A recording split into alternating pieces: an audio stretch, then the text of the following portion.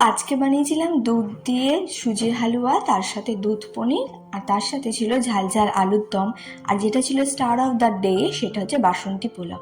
তো রেসিপিটা দেখার জন্য পুরো ভিডিওটা দেখতে থাকো। তার আগে আমি এখানে সুজিটা বানিয়ে নেব। তো সুজির জন্য আমি এখানে 150 গ্রাম সুজি নিয়েছি, সেটাকে ভালো মতো ভেজে নেব। আর ভাজার সময় দেব 3টে এলাচ আর ঘি আর এলাচ দিয়ে ভালো মতো ভেজে নেব। আর আমরা খুব লাল লাল সুজি পছন্দ করি না, তাই জন্য বেশি ভাজবো না। তোমরা যেরকম রং পছন্দ করো সেই অনুযায়ী বেশি বা কম ভাজতে পারো। আর আজকে আমি এটা গুঁড়ো দুধ দিয়ে করছি, তোমরা চাইলে গরুর দুধ দিয়ে করতে পারো। তাই জন্য আমি এখানে 3 চামচের মতো গুঁড়ো দুধ নিয়েছি। গুঁড়ো দুধ দিয়ে গরম জলে ভালো মতো মিশিয়ে নিতে হবে, যেন কোনো লাম্পস না থাকে। তারপর এটা ভালো মতো মিশিয়ে ঢেলে দেবো সুজির মধ্যে, আর পরিমাণ অনুযায়ী একটু জলও দিয়ে দেবো। দিয়ে ভালো মতো এটাকে একদম মেশাতে হবে, যাতে কোনো রকম লাম্পস না থাকে। একটু হাতে সময় নিয়ে মেশাতে হবে। মিশিয়ে তারপরে আমি পরিমাণ মতো চিনি দিচ্ছি। আমরা একটু চিনি কম খাই, তাই কম দিচ্ছি। তোমাদের স্বাদ অনুযায়ী তোমরা চিনি দেবে। দিয়ে ভালো মতো মিশিয়ে আমি দিয়ে দেবো ড্রাই ফ্রুটস, কাজু আর কিশমিশ। দিয়ে সামান্য একটু লবণ দিয়ে ভালো মতো এটাকে মিশিয়ে নেব। মিশিয়ে নিয়ে এরকম ঘনত্ব আসলে আমি এটাকে নামিয়ে সেট করে নেব একটা বাটির মধ্যে। তো দেখো, এটা ভালো মতো কিন্তু সেট হয়ে গেছে। এইবার আমি চালটা মেপে নিচ্ছি। বাসন্তী পোলাওয়ের জন্য চাল মেপে নেওয়া কিন্তু খুবই প্রয়োজন, কারণ যতটা তুমি চাল নেবে তার ডবল তোমাকে জল দিতে হবে। তা যেই কাপেই তুমি মাপো না কেন, সেই কাপের ডবল কিন্তু তোমাকে জল দিতে হবে। তাই জন্য আমি এখানে চালটা ভালো মতো মেপে নিচ্ছি। আর আমি এখানে নিয়েছি 3 কাপ চাল, তার জন্য। আর মোটামুটি এখানে 600 গ্রামের মতো চাল আছে। এবার চালটাকে হালকা হাতে ধুতে হবে, বেশি চাপ দিয়ে ধোয়ার দরকার নেই। হালকা হাতে ধুয়ে জল ঝরিয়ে এটাকে জল ঝরতে রেখে দেবে, একদম যাতে শুকনো হয়ে যায় চাল। এবার আমি এখানে পনিরটাকে বের করে নিয়েছি। এবার পনিরটাকে কেটে নেব, মোটামুটি কিউব সাইজের করে কেটে নেব। খুব বড়ও না ছোটও না, মাঝারি সাইজের কিউব করে পনিরটাকে কেটে নেব।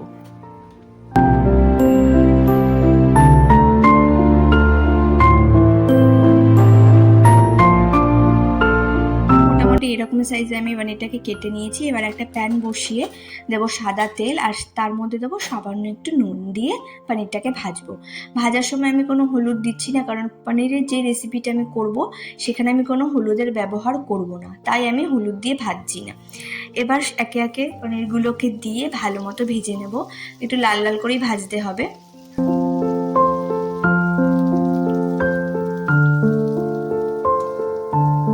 পনিরটা ভাজা হচ্ছে, আর ওইদিকে আমি এই যে একটু সামান্য গরম জলে নুন দিয়ে রেখেছি। এবার এই পনিরগুলোকে তুলে নিয়ে ওই নুন জলে রাখবো, এতে করে পনিরের মধ্যে ভালো করে নুনও ঢোকে আর নরমও হয়। তারপর সেম তেলে আমি আলু ভেজে নিচ্ছি, আলুর দমের জন্য সামান্য নুন আর হলুদ দিয়ে আলুগুলোকে ভেজে নিয়েছি। আর এইদিকে পনিরটা আমার বেশ নরম হয়ে গেছে। এবার একে একে আমি পনিরগুলোকে তুলে নেব।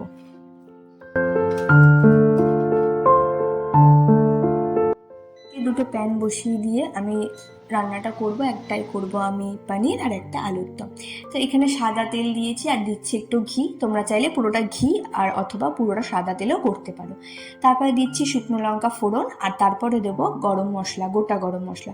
গোটা গরম মশলায় আছে লবঙ্গ, এলাচ, দারচিনি আর তেজপাতা। তোমরা চাইলে জয়িত্রী, স্টার অ্যানাইস এইসবও দিতে পারো, বাট আমার কাছে এগুলো অ্যাভেলেবেল ছিল, তাই আমি এগুলো দিয়েই করেছি।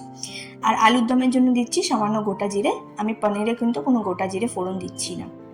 আলুর দমের জন্য দিয়েছি 1.5 চামচের মতো আদা বাটা, আর পনিরের জন্য দিয়েছি 1/2 চামচ, মোটামুটি 1 চামচের থেকে একটু কম।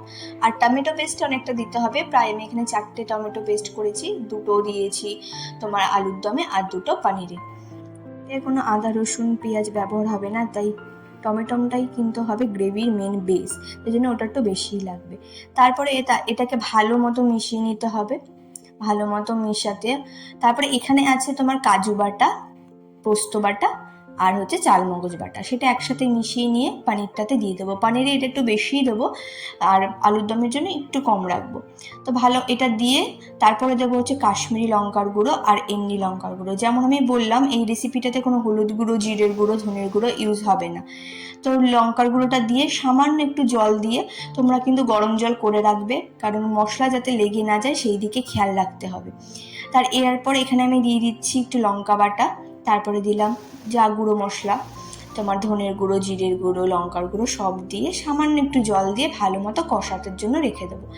এটাও এখানে আমার প্রায় হয়ে গেছে মশলাটা। এবার এর মধ্যে আমি পনিরগুলোকে দিয়ে দেবো।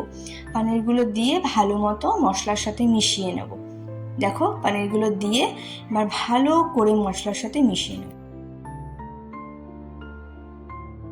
তো পনিরটা মেশানোর পর এখানে আমার মশলাটা কষে গেছে। তারপরে এখানে আমি দিয়ে দিচ্ছি সেই পেস্টটা।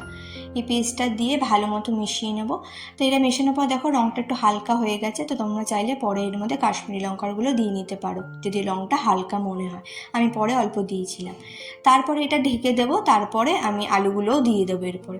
তো এখানে আবার স্বাদ মতো নুন আর মিষ্টি দিয়ে পনিরটাকে ভালো মতো নাড়িয়ে চাড়িয়ে দিয়ে দেবো এর মধ্যে দুধটা দিয়ে যতটা পরিমাণ তোমাদের গ্রেভির দরকার সেই অনুযায়ী তোমাদের দুধটা তোমরা দিয়ে নেবে।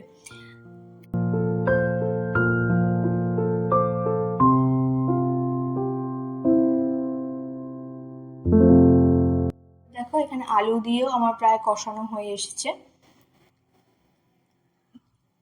বারবার কিন্তু ঢাকনা খুলে তোমাদের নাড়তে হবে, কারণ লেগেই যেন না যায়। লেগে গেলে কিন্তু গ্রেভির টেস্ট ভালো হবে না, বারবার বলছি। তারপরে এখানে আমি দুধ দিয়ে নিচ্ছি আমার যতটা পরিমাণ গ্রেভির দরকার সেই অনুযায়ী। তারপরে ভালো মতো মিশিয়ে এটা একদম আঁচ কমিয়ে ঢেকে দেবো। কম আঁচে কিন্তু এই রান্নাগুলো করতে হবে। তারপরে এখানে আমার আলুর দমটা কষানো হয়ে এসছে, আলুগুলো সিদ্ধ হয়ে এসছে। এবার আমি পরিমাণ অনুযায়ী জল দিয়ে দিলাম। আমি খুবই অল্প জল দিয়েছি, যেহেতু আমি খুব একটা ঝোল করবো না, সব গ্রেভিই করবো। ম্যারিনেশনের জন্য প্রিপারেশন করছি। এখানে দিচ্ছি 1.5 চামচের মতো তোমার আদা বাটা। তোমরা চাইলে লঙ্কা বাটাও দিতে পারো, বাট আমি লঙ্কা বাটা দিই না, যেহেতু আমার ফ্লেভারটা ভালো লাগে না। আমি লঙ্কা পরে চিড়ে দিয়ে দিই। আর এখানে দিচ্ছি ঘি, বেশি করে ঘি দিতে হবে। আর হলুদ, এগুলো দিয়ে ভালো মতো মাখাতে হবে একদম হাত দিয়ে, কোনো চামচের সাহায্যে মাখাবে না, হাত দিয়ে মাখাবে। মাখিয়ে এটা আধা ঘন্টার জন্য ম্যারিনেশনে রেখে দেবে। এই দেখো দুধ পনিরটা আমার একদম হয়ে এসেছে। আর কাশ্মীরি আলুর দমে সামান্য একটুখানি শাহি গরম মশলা দিয়ে একটু নেড়ে চেড়ে এটা ঢেকে দেবো। দুটো রান্না একদম রেডি। এবার করবো আমি বাসন্তী পোলাও। তার জন্য দিচ্ছি একটু সাদা তেল আর ঘি। সাদা তেল আর ঘিটা গরম হয়ে আসলে দেবো গোটা গরম মশলা। অনেকে কিন্তু শুকনো লঙ্কা দেয় না, বাট আমার মা যেহেতু দিত, আমার ভালো লাগে ফ্লেভারটা, তাই আমি দিই। আর যেটা গোটা গরম মশলা সেগুলো দেবে। আর কাজু কিশমিশ দিয়ে ভেজে ভালো মতো তারপরে চালটা দিয়ে ভালো মতো ভাজতে হবে। কাঁচা গন্ধটা চলে গেলে চালের মধ্যে দিতে হবে গরম জল। যে পরিমাণ জল বলেছিলাম সেই জলটা দিয়ে দেবে। আমি এখানে 5 কাপ জল দিয়েছি আর 1 কাপ দুধ। তোমরা চাইলে পুরোটা জল দিয়েও করতে পারো। তারপরে দেওয়ার পরে যখন দেখবি জলটা একদম কমে এসেছে, তারপরে পরিমাণ মতো নুন চিনি দিয়ে এটা দমে বসিয়ে দেবে। যেমন দেখো এটা আমার এখন একদম প্রায় হয়ে এসেছে। এটা আমি একটু আগেই জাস্ট নামিয়েছি, এখনও রেস্টিং পিরিয়ডে আছে, তাই জন্য এটা আরও ঝুরঝুরে হয়ে যাবে। জাস্ট একটু আগেই নামালাম, যেমন কালার এসছে টেক্সচারে তেমন পুরো পারফেক্ট। এখন একটু এরকম লাগছে, বাট এটা এখনও সবে নামালাম, তো এটা একটু রেস্টে থাকলে একদম ঝুরঝুরে হয়ে যাবে। আমি প্লেটিং করে নিচ্ছি। চালটা আমার একদম রেডি হয়ে গেছিলো।